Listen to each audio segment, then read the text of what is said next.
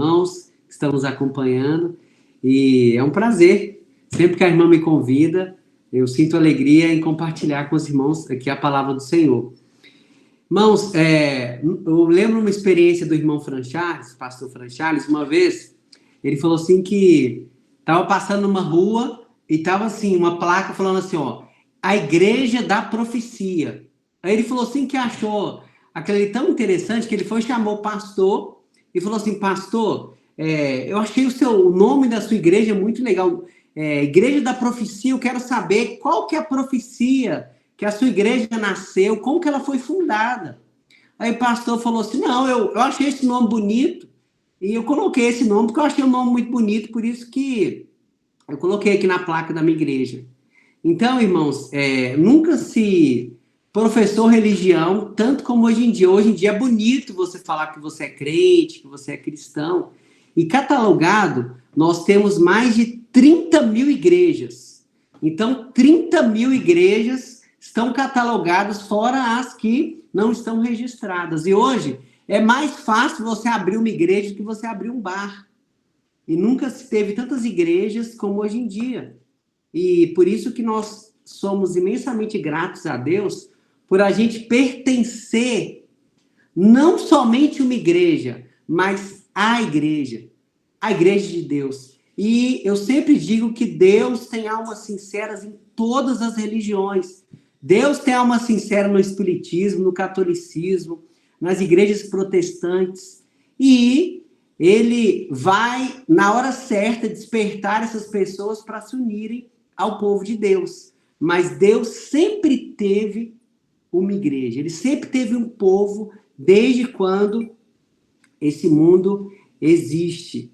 E como que surgiu? Nós vamos aprender hoje, nesse tempo que nós vamos ter, como que surgiu o movimento adventista e a sua organização. Então, o movimento adventista, ele começou com Guilherme Miller, depois nós tivemos o desapontamento e a organização e a missão mundial da igreja. Então, nós vamos começar primeiro falando que Deus sempre levanta movimentos para restaurar a verdade. Então, foi assim com Josias. Josias, ele foi rei com 8 anos de idade. Aí, quando ele começou a pegar a lei, ele olhou para o povo e falou assim, não, gente, esse povo está muito errado. O povo se afastou de Deus. Aí, o que ele fez? Ele destruiu os ídolos, ele restaurou o templo, e ele trouxe o povo a palavra de volta que havia se esquecido. Aí depois Deus, ele levanta Esdras. A palavra de Deus fala assim que Esdras preparou o povo para agora buscar, obedecer a lei de Deus, praticá-la e ensiná-la. E ele fez 3 coisas. Ele estudou a palavra, ele viveu a palavra e ele ensinou a palavra. E nós temos também Martim Lutero. Então, no século XVI, Martim Lutero, o que ele fez? Ele descobriu na Bíblia que a salvação é pela fé. E aí, quando foi 1517, ele iniciou agora a reforma protestante, ele agora denunciou os erros religiosos e chamou o povo de novo para a Bíblia. E a verdadeira reforma, ela sempre começa quando alguém decide obedecer a palavra de Deus acima das tradições. E aí, séculos depois, Deus ele levanta novamente um movimento de reforma, comandado por quem? Por Guilherme Miller. Ele começou a estudar sobre as profecias, ele começou a pregar com muita ênfase sobre a volta de Cristo. E foi esse movimento que deu origem agora à Igreja Adventista, e que mais tarde, né, levaria o nome de Igreja Adventista do Sétimo Dia, movimento de reforma. Então, nós podemos fazer aqui uma conexão que Deus levantou agora Josias para restaurar a adoração, ele levantou Esdras para restaurar a palavra, ele levantou Lutero para restaurar a fé, e agora ele levantou Guilherme Miller para restaurar as verdades bíblicas que havia se perdido. E Mateus 24, no versículo 14, diz assim, ó, e esse evangelho do reino será pregado em todo o mundo, em testemunho a todas as nações, e então virá o fim. E eu pergunto para os irmãos que estão aqui, nesse dia especial do Santo Sábado, qual é esse evangelho? Mateus fala assim que é o evangelho eterno. E qual que é o evangelho eterno? A gente precisa lá em Apocalipse 14, 6 a 12, diz assim, ó, então vi outro anjo voando pelos céus, e ele levava o quê? Ele levava o evangelho eterno. Irmãos, é esse evangelho eterno que nós precisamos pregar a toda tribo, nação, língua e todo povo. E qual que é a primeira mensagem angélica? Temer a Deus e o quê? E dar-lhe glória, porque vinda é a hora do seu juízo. Aí vem agora a segunda mensagem, que é essa, ó. Caiu, o que? A Babilônia, né? A grande cidade que seduziu as nações do mundo. E a terceira mensagem é qual que é? Se alguém adorar a besta e a sua imagem, o tal será o quê? O tal será destruído com fogo e enxofre. Então, irmãos, nós temos essas três mensagens que nós precisamos advertir o mundo. E Apocalipse 14, 12, né? Fala assim que, na versão viva, diz assim, que isso anime o povo de Deus a suportar com perseverança cada prova e perseguição, porque os santos, eles ficarão firmes. Quem que serão os santos? Aqueles que guardam os mandamentos de Deus e têm a fé de Jesus. E como que teve o grande movimento adventista? Ele começou agora no século XIX. Houve um grande despertamento religioso, um despertamento nos Estados Unidos. E principalmente as pessoas começaram a estudar agora Daniel e Apocalipse. Para falar sobre o quê? Para falar sobre a volta de Cristo a esse mundo, a segunda volta de Cristo a esse mundo. E nessa época surge quem? Guilherme Miller. Irmãos, quem foi Guilherme Miller? Guilherme Miller era um fazendeiro, ele era um ex-soldado e ele era um estudioso da Bíblia. Lembrando que o Guilherme Miller era deísta. O que era um deísta? O deísta, ele acreditava que Deus ele criou o mundo e depois deixou o mundo aí à reveria. Falou assim, ó, eu criei agora o mundo com as suas leis que vão governar. Então ele acreditava nisso. Até que um dia o Espírito Santo começou a trabalhar na mente dele e ele começou a estudar agora as Santas Escrituras. E ele começava a estudar e ele só passava para o outro versículo quando ele entendia aquele próximo. Então ele falou assim, ó, vou começar por Gênesis. E ele começou durante 14 anos, ele começou a estudar a Bíblia. Começou a estudar de Gênesis a Apocalipse. E Deus começou a fazer uma obra extraordinária no coração dele. Até que ele começou a estudar Daniel 8,14. Até 2.300 tardes e manhãs o santuário será purificado. Ele não entendeu. Ele falou, mas como assim? O santuário será purificado? Mas o santuário é o mundo. Se ele vai ser purificado, se eu entender o dia que essa profecia que começou, eu vou entender o dia que ele vai voltar. E aí ele começou a estudar cada vez mais a volta de Cristo. E ele era muito tímido.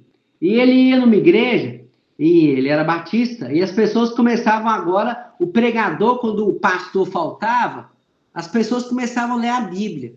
E as pessoas começavam a gaguejar, lia tudo errado. Ele falou assim, nossa, se um dia eu tiver a oportunidade de estudar a Bíblia, eu vou ter a oportunidade de expor a Bíblia e vai ser diferente. E ele ficou orando. Aí um dia ele falou assim, Senhor, se o Senhor quiser me usar, eu vou colocar a minha vida nas suas mãos.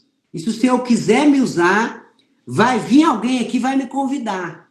Irmãos, ele entrou no jejum ali, começou a pedir a Deus, 30 minutos depois, bate alguém na porta. Aí quando ele foi ver, era uma criancinha, falou, deixa eu te falar, meu pai hoje não vai poder pregar. E ele queria te convidar para pregar. E aí Guilherme Miller falou assim, nossa, e agora? Deus atendeu a minha oração, eu vou, eu não vou. E ele ficou ali com a mentalidade ali perturbada, a mente já, e aí, Senhor, eu não sei o que eu vou falar. E o Espírito Santo falou com ele, não, eu vou te usar. Vai que eu vou te usar. Irmãos, e nesse momento ele sentiu uma paz muito grande. E ele, 30 minutos depois, que aquele jovem, ele chegou, ele começou a ter um encontro verdadeiro com Deus, e ele foi e pregou. Ele pregou numa pequena igreja, numa cidadezinha, e ele obedeceu aquela voz. E eu sempre falo para as pessoas que a coisa mais linda que tem é quando nós somos sensíveis à voz do Espírito Santo. Eu me lembro que eu estava no seminário, lá na cidade de Itu, que era um seminário de assistência social. E aí, as pessoas contando aqueles testemunhos, e eu voltando, eu falei assim, Senhor, eu quero ter um testemunho desse. Me ajuda, Senhor, hoje, a ter um testemunho para contar. Irmãos, e quando eu cheguei ali na rodoviária de Tietê, em São Paulo, aí chegou um jovem senhor, para mim, deve ter lá os seus 55, 60 anos, falou assim comigo, por favor, me ajuda. Aí eu falei assim, deve ser para beber, ele estava mal vestido, assim, cheirando muito ruim. Aí eu falei, não, amigo, hoje não. Aí eu lembrei do pedido que eu falei com Deus. Eu falei, não, amigo, vem cá, hoje sim. Vou só colocar minha bagagem aqui, eu falo com você. E aí eu comecei a conversar com ele, eu falei, para que você quer dinheiro? Ele falou assim, ó, eu quero tomar um café, não sei o quê. Aí eu falei, você não vai beber não, né? Ele falou, não vou beber não. Eu falei, mas me conta sua história. E aí ele contou, ele falou assim, ó, eu quero mudar de vida, eu sinto que Jesus ele está me chamando. Aí eu falei com ele assim, não, então eu vou te ajudar. Ó, eu contei para ele da minha experiência, que eu pedi a Deus para ajudar alguém. Aí ele falou assim, ó, então você vai me ajudar? Eu falei, o que você quer fazer? Ele falou, meu sonho é voltar para minha família, ter um emprego. Aí eu falei assim, onde que você mora? Se eu não me engano, ele morava em Presidente Prudente. Eu falei, não, eu fui lá no guichê, comprei a passagem para ele. Irmãos, e quando ele chegava perto das pessoas e estava cheirando tão ruim, as pessoas saíam assim, ninguém ficava perto. Eu fiquei falando do amor de Cristo para ele, comprei a passagem, entreguei na mão dele. Falei, ó, Deus nesse dia, ele está te convidando para você fazer um concerto com ele. Muda, hoje é seu dia, irmãos, eu comecei a pregar. E ele ficou tão feliz, ele começou a chorar, me levantou ali no meio da rodoviária, e aí os policiais já vieram, assim, não, amigo, tá tudo tranquilo. Ele falou assim, eu tenho certeza que você é um anjo que Deus enviou, porque eu pedi a Deus de manhã que eu queria uma oportunidade para mudar de vida. E eu fiquei muito feliz em saber que Deus é um Deus que ouve as nossas orações. E o desafio que eu falo, irmãos, para cada um de vocês que estão nos acompanhando, acorde pela manhã e fala assim, Senhor, eu coloque uma pessoa no meu caminho para me poder ajudar. Eu quero ser hoje uma prova viva do teu amor na vida de alguém. Eu tenho certeza que Deus vai colocar pessoas no seu caminho. Assim como a prova que Guilherme Miller fez, Deus ele quer que nós façamos cada vez mais provas com ele. E como que surgiu agora esse movimento, os irmãos vão ouvir falar do movimento Millerita. Por quê? Vem de Guilherme Miller. E aí, Guilherme Miller agora começou a ser convidado para pregar em várias igrejas. E ali, esse movimento Millerita, ele contou com mais de 500 pregadores. E esses 500 pregadores, eles agora levantaram para pregar o amor de Cristo. E todos os dias, entre 50 e 100 mil pessoas agora ouviram falar desse movimento. Então foi um grande movimento, especialmente nos Estados Unidos e também na Europa. Parece que 2 pessoas levantaram a mão. Alguém quer falar? E eles pregavam o quê? Eles pregavam que Jesus voltaria em breve. A Poliana pergunta, vai ter slide? Não vai ter slide, porque eu não consegui colocar o sistema aqui. Eu não consegui colocar o sistema e, infelizmente, hoje vai ser só no slide, vai ser só escrito mesmo. E aí, essa pregação, a pregação deles é Jesus voltará em breve. Esse movimento ficou conhecido como o movimento milenita. E cristãos, irmãos, de várias denominações, eles agora se uniram a esse movimento. Ali nós tivemos metodistas, batistas, presbiterianos, as pessoas das congregações. E esse movimento, eles tinham um único objetivo, que é o quê? Focado agora na volta de Cristo. E esse movimento ele começou em 1831 e em 1844. E o movimento cresceu agora de uma forma impressionante. Mais agora de 100 mil pessoas aguardavam o retorno de Cristo. E milhões agora ouviam suas pregações. E aí, na época, eles fizeram um jornal chamado Sign of Times. E esse jornal falava justamente sobre a volta de Cristo. E foi um dos maiores movimentos religiosos já vistos, especialmente nos Estados Unidos. E agora, aquele movimento que ouviu falar da volta de Cristo, eles começaram a crescer cada vez mais. E alguns pregadores, agora eles falam assim, não, vamos calcular essa data. E eles calcularam agora a data de Jesus viria primeira vez em março. Então, em março, Jesus viria. De março de 1844, Jesus agora viria. Aí passou março, não veio. Ele falou, vamos recalcular aqui.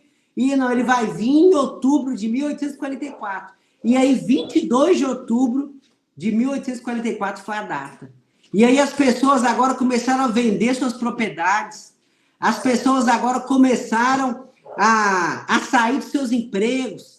A poupança, o dinheiro que eles tinham, agora eles começaram a colocar literatura para circular. Os pais começavam agora a falar para os filhos para pregar na escola. Os funcionários começaram a pregar, os patrões começaram a pregar. E foi um movimento extraordinário. O que aconteceu? 22 de outubro eles reuniram para esperar agora Cristo voltar, e Cristo agora não voltou. E agora esse movimento ficou conhecido como o movimento do grande desapontamento. E 3 coisas, irmãos, aconteceram com aquele grupo, aquelas pessoas, aquelas mais de 100 mil pessoas que aguardavam agora Cristo. Aquele movimento se dividiu em 3 grupos. O primeiro grupo, o que eles fizeram? Eles continuaram esperando o retorno de Cristo. E falaram, vamos fazer o seguinte, não vamos marcar mais data, não. Vamos continuar esperando. O outro grupo foram os espiritualizantes. Eles acreditavam que o milênio já havia começado. E o terceiro grupo é aquele grupo que menos de uma dúzia, eles continuaram pesquisando até eles entenderem o que havia de errado. E as outras pessoas, eles apostataram, não creram mais nada do evangelho. Mas aquele grupo que menos de uma dúzia, eles falaram assim, não, vamos ver o que está acontecendo. E depois eles descobriram que o que houve de errado é que Jesus, ele não veio à terra, e sim ele entrou agora no santuário santíssimo. Ele passou do santuário, do lugar santo para o lugar santíssimo, e agora começou a fazer a expiação por todos nós. Então, em 1844, não foi que Cristo ele viria, mas sim que o juízo investigativo ele começaria. E essa verdade agora, ela foi confirmada, né, pelo estudo de um Kreuzer e também de James White. Então, essa compreensão se tornou uma das bases da teologia adventista. E algumas outras verdades, esse grupo começou a estudar. E algumas verdades começaram a ser restauradas. Quais foram elas? É o sábado. Especialmente o sábado, entra também a imortalidade da alma, aí entra também a questão da reforma de saúde. Então, aquele pequeno grupo, ele começou a estudar e falou, gente, tem que guardar o sábado. Como é que a gente vai guardar o sábado? Eles começaram agora a guardar o sábado, principalmente influenciados pelo José Bates. E aí o sábado foi o ponto que eles mais estudaram. E nesse momento, agora entra também o dom profético de Ellen White. Então, nesse período, surge o ministério de Ellen G. White. Ela agora recebeu inúmeras visões que confirmaram o movimento, orientaram a igreja e trouxeram correções. Em Apocalipse 12, 7, fala assim que tem o testemunho de Jesus, e o testemunho de Jesus a gente sabe que é o espírito de profecia. Está lá em Apocalipse 19, 10. E aí, nesse momento, surgiu agora a necessidade de organizar a igreja. Por quê? Porque eles tinham problemas. As propriedades não tinham dono legal. Os pregadores, chegavam pregadores que não tinham os credenciais. Eu também creio igual você. Eles chegavam lá, levavam uma outra mensagem, então os pregadores agora não tinham os credenciais. E faltava agora a unidade de pensamento. Então, como cada um era batista, um era metodista, outro era pentecostal, e aí era necessário eles se unirem para ter o mesmo quê? O mesmo pensamento. E aí, quando foi em 1863, a igreja foi organizada, foi a igreja adventista. E o primeiro presidente foi o John Binghamton. Ele já era um líder, e aí ele foi nomeado, né, como primeiro presidente da Conferência Geral. E no início eles não recebiam, os pastores, eles não recebiam um salário, porque não era organizado, então não tinha essa questão do dízimo. E ele teve um mandato de 1863 a 1865. E na época existia cerca de 3.500 membros, tinha 125 igrejas e tinha 30 pastores para cuidar dessas igrejas. E aí o movimento, ele se expandiu pelo mundo. Apocalipse 14:6 era a missão, né? Eles tinham o evangelho eterno para pregar aos que habitavam na terra. Então o movimento adventista, ele nasceu do quê? Do estudo profundo da Bíblia, um desapontamento, da perseverança, da direção profética, mas principalmente de uma missão dada por Deus. O movimento adventista, ele não existe apenas para ter membros, mas sim para preparar o povo para a volta de Jesus. Então, irmãos, nós temos o privilégio de conhecer essa mensagem e principalmente de conhecer a igreja de Deus aqui na terra. E a pergunta que eu faço para os irmãos é: o que a gente tem feito com essas mensagens? Irmãos, eu tenho contato com pessoas que são de várias denominações e elas vão para o monte, elas estão buscando ao Senhor nas madrugadas, elas estão jejuando. Senhor, revele-me a tua mensagem, Senhor. Senhor, me revele qual que é o teu povo. E tem muitas pessoas, é triste dizer isso, irmãos, e tem muitas pessoas que querem conhecer a verdade, que almejam ter uma conexão com Cristo, e elas não têm, porque a igreja não está preparada para receber essas pessoas. E acima de tudo, será que nós estamos sendo fiéis a essa mensagem que nós conhecemos? Por quê? Porque o povo de Deus vai passar por muitas provas, mas aquele que perseverar até o fim é esse que vai ser salvo. Eu tive uma experiência de fazer uma consulta para uma jovem senhora. E aí nas minhas consultas, eu falo com a pessoa que ela tem que buscar a Deus, porque saúde é bem-estar físico, mental, espiritual e emocional. Eu levo muito pro lado espiritual. E eu falei com essa jovem senhora assim, o nome dela é Patrícia. Eu falei: Patrícia, você precisa buscar mais a Deus, Patrícia. Ela estava muito ansiosa, estava com vários problemas emocionais. Eu falei assim: Jesus é a solução que você precisa. Tire um tempo, Patrícia, para estudar a Bíblia. Você tem a Bíblia? Ela falou: tem a Bíblia. Tem até um pessoal que está estudando de uma outra igreja, estudando comigo, é o pessoal do Testemunho de Jeová. O que você acha do Testemunho de Jeová? Eu falei: Testemunho de Jeová é um povo que eles são muito dedicados, mas Deus tem um povo na terra. E esse povo tem uma verdade que ninguém tem. Ela falou: mas onde que tem esse povo? Onde que eu encontro esse povo? Eu falei: você precisa estudar a palavra de Deus. Ela falou: mas não tem ninguém para estudar comigo. Eu estou pedindo a Deus para enviar uma pessoa para estudar comigo. Aí eu falei assim: então, sábado eu vou na sua casa estudar com você, irmãos. E no sábado, nós fomos lá estudar com ela. E ela falou assim: nossa, que maravilha, eu quero estudar, eu quero conhecer as verdades. Eu falei assim: falei com ela sobre o sábado. Ela falou assim: nossa, eu quero, minha avó desde pequenininha falou assim: minha filha, Deus tem um dia para guardar. E eu quero conhecer. Eu falei assim: próxima vez eu vou estudar com você. E já marquei com ela o dia da gente retornar. O que eu quero dizer com isso, irmãos? Que as almas, antigamente, você tinha que ficar procurando gente. Hoje as pessoas te procuram. Por quê? Porque elas querem fazer parte do povo de Deus. E o povo de Deus é quem? É que vive os mandamentos de Deus e acredita no dom profético de Ellen G. White. Então, o que nós precisamos saber? Senhor, eu quero fazer parte do teu povo. E nós temos a oportunidade não somente de fazer parte, mas é divertir as pessoas sobre o que vai acontecer. Ser um adventista não é só você professar que você está guardando os mandamentos, é você também apressar a volta de Cristo. E eu te pergunto, você já pregou para os seus vizinhos? Deus permitiu que você morasse na casa que você mora com uma missão, que é de advertir os seus vizinhos sobre o que vai acontecer nesse mundo. Você está na sua faculdade com o objetivo é de levar essa verdade presente, esse evangelho eterno para o seu diretor, para os seus professores, para os seus alunos. Irmãos, Deus vai cobrar da gente se a gente não pregar. Por quê? Porque no despertamento, as pessoas vendiam as suas casas, saíam dos seus trabalhos, a vida delas era pregar. E nós temos essa mensagem. O que nós estamos fazendo com essa mensagem?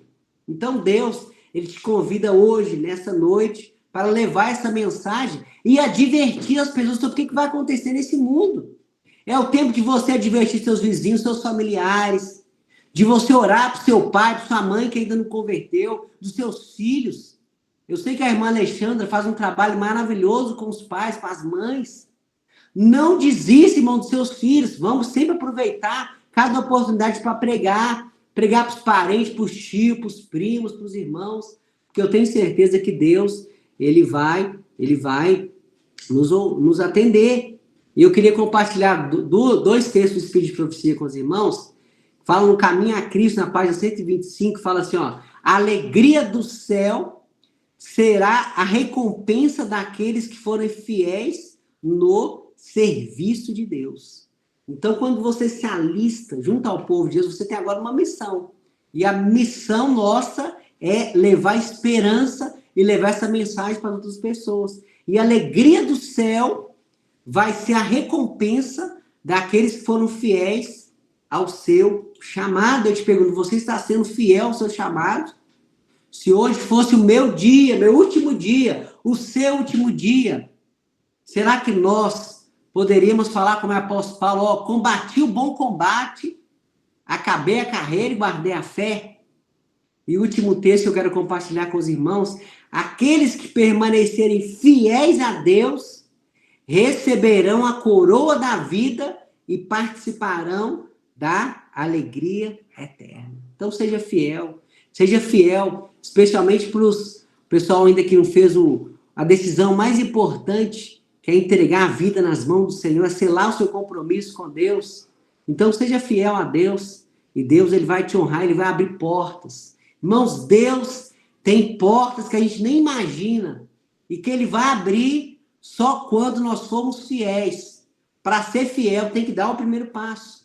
Então, eu não sei o que tem te impedido de se tornar um membro da igreja, não sei o que tem te impedido de tomar essa decisão, mas coloque-se nas mãos do Senhor, e Deus vai abrir os caminhos e a alegria que Cristo vai te dar no seu coração, ninguém no mundo pode preencher.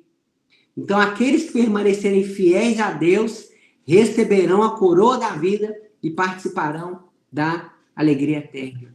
Então, que nessa noite o Senhor possa derramar o Espírito Santo sobre cada um de nós, que a gente possa ser fiel a esse chamado que Deus ele confiou ao seu povo, a sua igreja dos últimos dias aqui na terra, e que nós possamos ser fiéis, e Deus ele vai cada dia mais nos abençoar. E, irmãos, não tem alegria maior do que você ver uma pessoa entregando a Cristo.